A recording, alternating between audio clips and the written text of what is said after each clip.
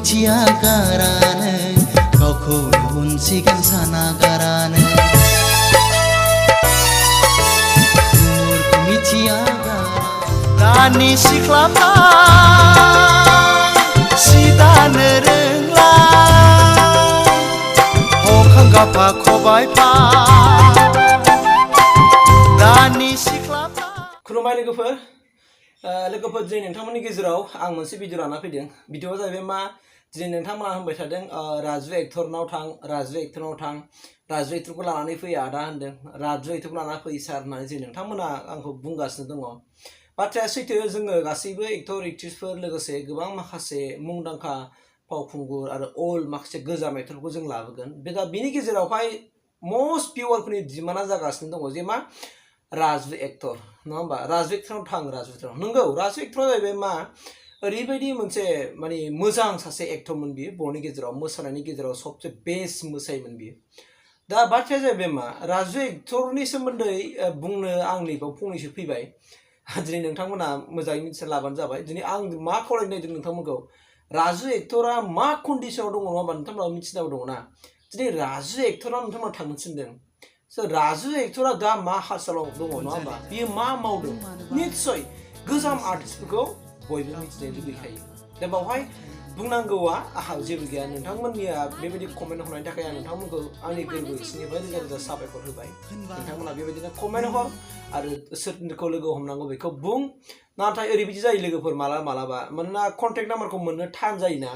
दाना contact number मोनाबा जों बोरै लोगो हमनो हानो बेबायदि मोनसे जायो दाना आं नोंसिनि खिथानोसै दाना दै राजु एक्टराथ' फैखागोन जेरैबाबो 100% फैगोन दाना राजु एक्टरा दिनै मा जादों नोंथांमोनाथ' मिथिया निस्सय मिथिया नङा होमबा स' मिथिनांगौ दङ राजु एक्टरा जाहैबाय मा जों बेजों कन्टेक्ट जाबाय जोङो बे आदाखौहाय जोङो एपइन्टमेन्टबो लाबाय दाना मा अबस्था दं राजु एक्टरा नोंथांमोनाथ' मिथिनांगौ दं ना स' बेनिखायनो आं दिनै बे भिडिअखौ नोंथांमोननि गेजेराव लाबोग्रोनोसै होननानै फैदों आरो बिनिखायनो आङो राजु एक्टर आदानि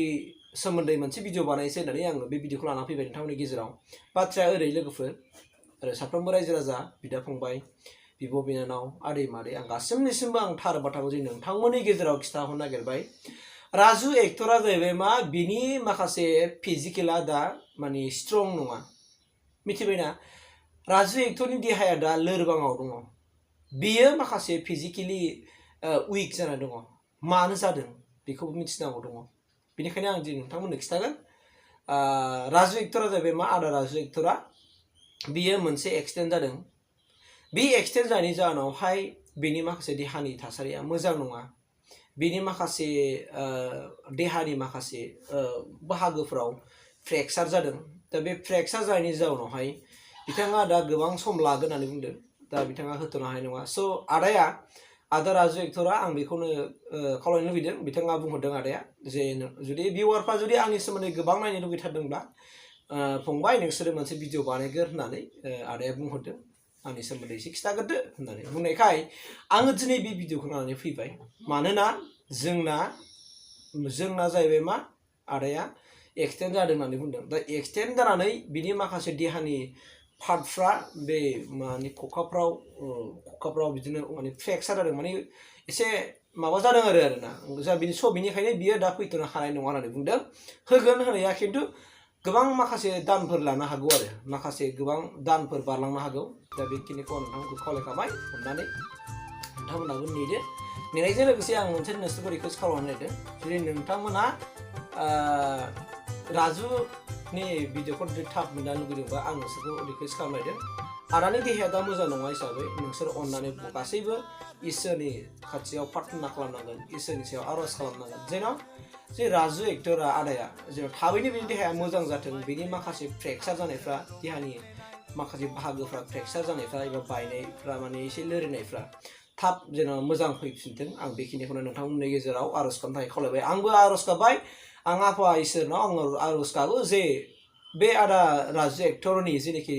जेनेखि देहानि दाथाय गाज्रि जेखि अबस्था बे थाबैनो मोजाङाव फैथों बिथाङा थाबैनो जे मा मोजाङाव फैनानै जोंजों थाबैनो मोगा मोगियाव बाहागो लानो हाथों आं बेखिनिखौ नोंथांमोननि गेजेरावहाय खावलायदेरबाय आरो आं आफा इसोरनाव बेखौनो आं प्रार्थना खालामबाय आर'ज गाबबाय जे अननानै आफा इसोरा बे आदानि देहाखौ थाबैनो जेरै मोजां लामायाव लाबोनानै होफैयो आं बेखिनिखौ आफा इसोरनियाव आदा राजुनि जानानै आङो आर'ज गाबबाय दा बेनिखायनो आं नोंथांमोनखौ खावलायदों नोंथांमोनाबो बे आदा राजुनि थाखाय थाब आर'ज गाबनांगोन जेराव बिनि देहाया जेराव थाबैनो मोजाङाव फैफिनो नङा होमबा मोजाङाव फैफिनथों दा बे हिसाबै आं नोंथांमोनखौबो खावलायबाय अननानै आर'ज गाबदो आरो नोंसोरबो कमेन्टआव कमेन्ट होदो जों थाबैनो फैथों स' बेखिनि रादाबखौ जों नोंथांमोननो होबाय नाथाय बिथाङा होसिगोन फैगोन दा बाद बाखि गोबां माखासे नोंथांमोना होनदों सुखबिरनाव थां नङा होमबा रनेन एक्टरनाव थां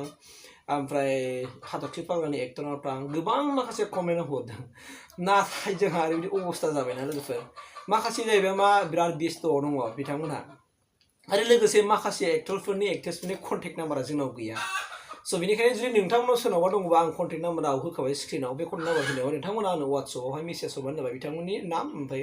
कन्टेक्ट नाम्बारखौ हर आं लोगो हमगोन आं रायलायगोन बिनिफ्राय आं बिथांमोनखौ मानोना जों सानदोंना नैबे बिटिआर इनफो स्टुडिअ इउटुब चेनेला बिटिआर इनफो होनना बुङो दै इनफरमेसन एन्ड स्टुडिअ होनबाथ' बयबो बुजिखायो नङा होमबा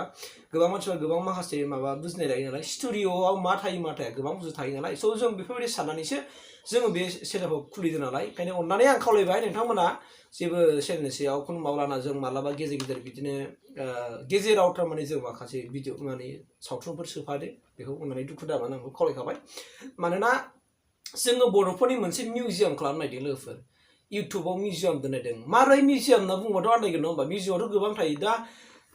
ओरैबायदि जायो जे मा जेनेबा सापज सोरबा एक्टरखौ नायनो होननानै बुङोबा सोरबा एक्ट्रेसखौ नायनो होनना बुङोबा सोरबा अल्ड आर्टिस्टखौ नायनो होनना बुङोबाथ' बाहा मोनो मोनसे माबा जायोना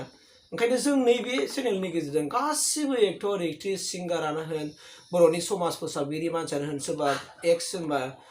लिडारफ्रानो होन दैदेनगिरिफ्रानो होन बिसोरखौ जों गासैबो बे मोनसे स्टुडिअआवहाय जों जमा दोननो नागिरदों अब्लानो मालाबा समाव सोरबा जेनेबा 50 बोसोरनि उनाव 100 बोसोरनि उनाव 30 बोसोरनि उनाव 20 बोसोरनि उनाव जुदि सोरबा नायनो होननानै लुगैयोबा बे बिटिआर स्टुडिअआवनो बिथांमोना सार्च खालामबानो मोनगोन आरो बिनि थ्रुयै नायनो हागोन स' जोंनि मेइन उद्देश्यआ बेनो आरो लोगोफोर स' दिनै आं बेखिनिखौ खावलायबाय आरो आर'ज गाबबाय नोंथांमोनहा अननानै थाबैनो आदा राजुनि देहाया मोजाङाव फैफिनोसै बेनि थाखाय बयबो आर'ज गाबदों